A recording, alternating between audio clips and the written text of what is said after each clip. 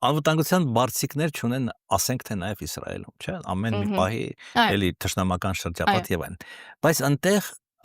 կա գաղափարախոսություն։ Ես չեմ ընդունում, ես իհարկե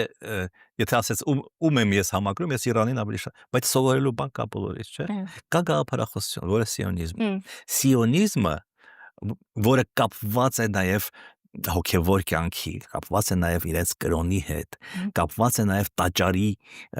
տաճար վերադառնալու հետ, այսինքն այդ ամբողջը, որը 2000-ամյակից ավելի մտել է սերնդեսերունդ հрьяաների մեջ եւ որի հիման վրա նրանք կառուցել են, ընդհանրապես վերջերս կառուցել են պետությունը, դա օգնում է նրանց, ձեր ասած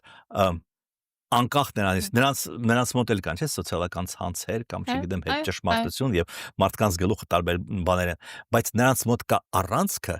որին պաշտպանում է պետությունը եւ որը նաեւ կապված է նրանց ավանդույթների, կրոնի եւ